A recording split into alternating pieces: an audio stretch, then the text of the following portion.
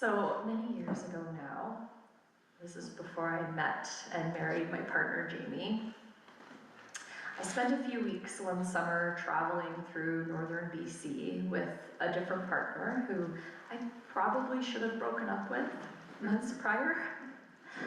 I don't know if you've ever had one of those relationships before where it's really just not working and you know you should end it, but somehow you just don't.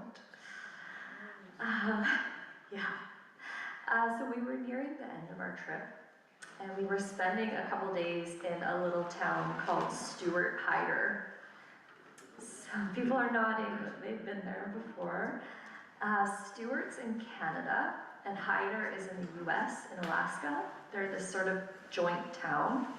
It's a meeting point of our two countries. It's a little side trip off of Highway 37A, which is also called Glacier Highway, because there's all these spectacular glaciers that you can see from the road there. So we were walking back to this inn that we were staying at, and we were having a disagreement about one of many things that we disagreed about at the time.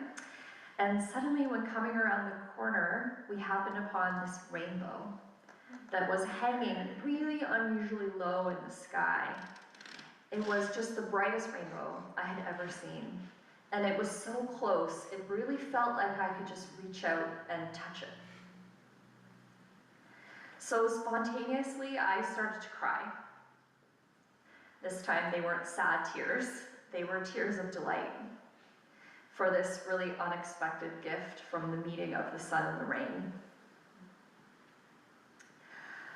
I wrote this homily in some of that afternoon sun we just sang about, looking towards a prism, you know, one of those crystal prisms. I've had that one for almost 40 years, and it hangs in our living room window, and it casts rainbows in the late afternoon sun. So as a kid, I had this series of minor ear, nose, and throat surgeries, and my grandmother gave me a gift after each one, and it was usually a doll. But this one time, she gave me this prism, and I hadn't seen one before, and I actually thought it was magic. It was a rainbow-making magical device. So I don't have the dolls anymore, but I still have that prism, and I still get a thrill when it casts an unusually bright rainbow. So we might associate delight with happiness, but we also know that happiness is not delight, and delight is not really happiness. They're not quite the same thing. And delight is in part not happiness, because delight can happen even in the midst of a great sadness, even sometimes in the midst of anguish. So delight happens when we give ourselves over to some kind of sensory experience that just surges right into us. So it could be something we see, like that rainbow that I saw in the sky on the US border, or rainbows on the wall in the afternoon sun. Or it could be something we hear, like the delight of hearing a melody again that we had half forgotten, maybe one that reminds us of someone we love, or the delight of a great beat, or the delight of birdsong, those goldfinches Mary Oliver talked about in her poem.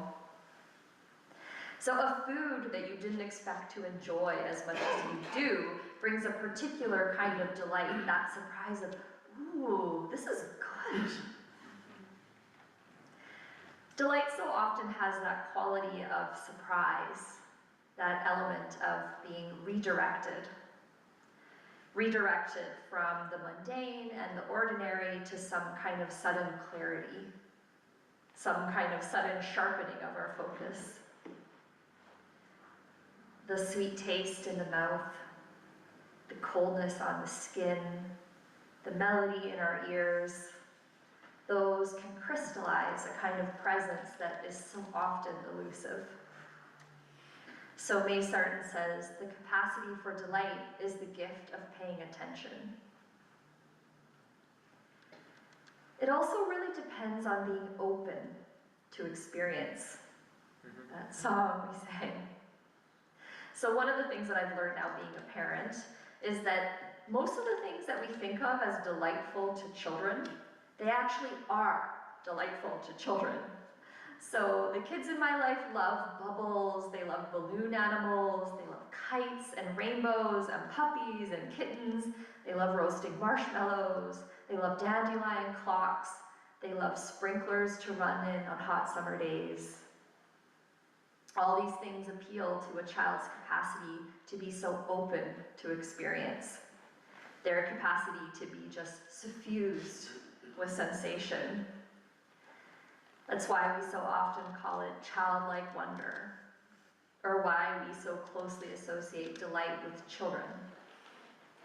And it's why when we're with children, we have much to learn as well as much to teach. Because delight requires us to be open, to maintain at least a little bit of that childlike capacity to be open to experience. So the way that Michael Meade, the mythologist and the storyteller, describes it, we want to be people who are a little bit soft on the outside. So he compares this with people who are very hard on the outside. People like Donald Trump, or basically anyone in his cabinet or his inner circle. So by hard on the outside, Michael Meade means people who are quick to anger, who are very touchy and defensive, or even sometimes just seem to be very unfeeling. These people are hard on the outside, which means they've lost that capacity for real delight and for wonder. And that's a hard way to live. It's a way that hardens you. So Michael Meade's insight is that these people are so hard on the outside, in part because they are actually so soft and so raw on the inside. On the inside, they feel so insecure and threatened that they try to keep what is inside hidden and controlled. They hope that their external hardness hides this internal weakness that they feel. So they try to keep their soft underbellies hidden at all costs. And we know that patriarchy particularly does this to men. And we know how people can lose their humanity in that process. So as James Baldwin said with regards to racism, I imagine one of the reasons people cling to their hates so stubbornly is because they sense that once hate is gone, they will be forced to deal with pain. So people become so hard on the outside because the pain and fear that they feel about anything that challenges them is painful and scary. It challenges their fragile authority. It reminds them of the disavowed parts of themselves, the denied parts of themselves, the parts that they don't like to admit are there. So Michael Meade presents an alternative pathway to this. He counsels us to try to become soft on the outside and hard on the inside instead.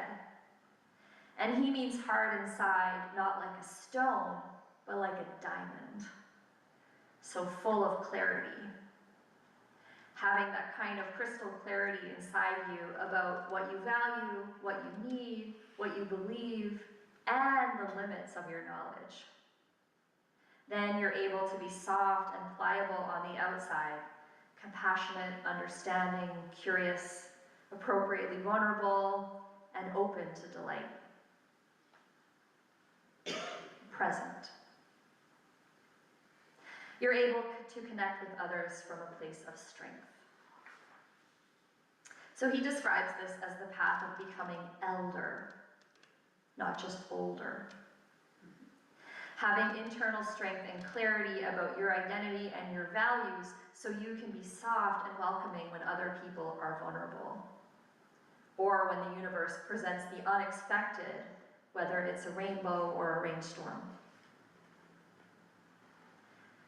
And on this Father's Day, let's take a moment to acknowledge the fathers who are on this path and who present this kind of healthy masculinity. And also a moment to grieve for anyone who hasn't experienced this kind of fathering.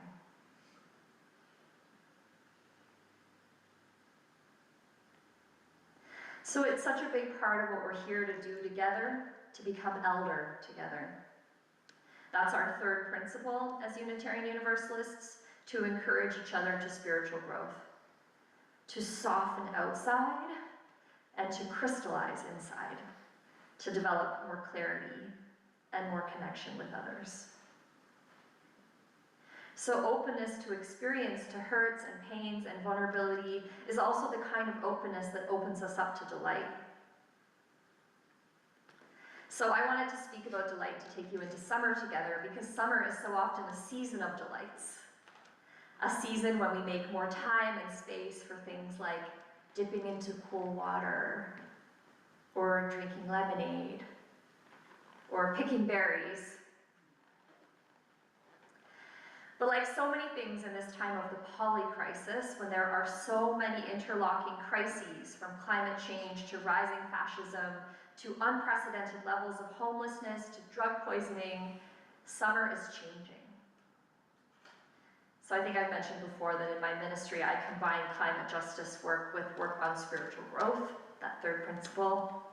And one theme I often hear in my climate justice work is that there can be a particular grief that arises now in summer, as the season of easy delight and comfort changes to one where being outside can be intolerable because of heat waves or smoke, which are now more dangerous or even deadly. So I would never counsel anyone to try to force delight. Sometimes we're in a grief that truly needs our attention. So we can witness ourselves honestly if summer is changing from a season when delight felt natural and easy to one in which we experience more grief and anxiety. When wildfires and their smoke sweep our country, we need to be able to take moments to allow this grief and this fear to come into our shared time together. But as Unitarians, we've been practicing this for many years already with our welcoming of joys and concerns together.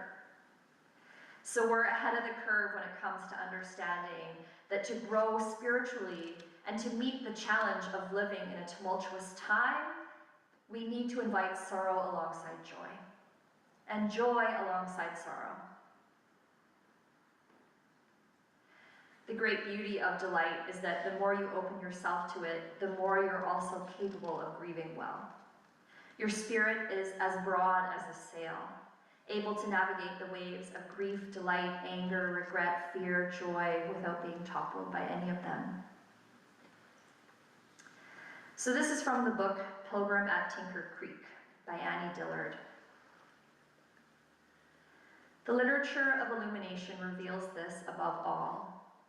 Although illumination comes to those who wait for it, it is always, even to the most practiced and adept, a gift and a total surprise. I return from a walk, knowing where the birds nest in the field by the creek and the hour that the laurel blooms. I return from the same walk a day later, scarcely knowing my own name. Litanies hum in my ears.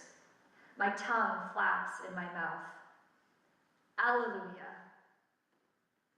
I cannot cause light. The most I can do is try to put myself in the path of its beam. It is possible in deep space to sail on solar wind. Light, be it a particle or a wave, has force. You rig a giant sail and go. The secret is to sail on solar wind. Hone and spread your spirit till you yourself are a sail, wedded, translucent, broadside to the merest puff. And that's from her book, Pilgrim at Tinker Creek.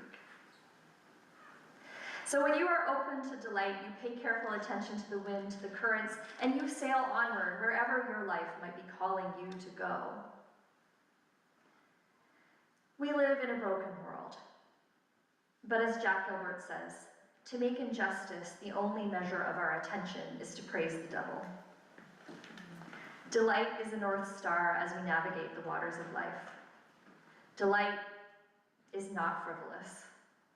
Delight is the point.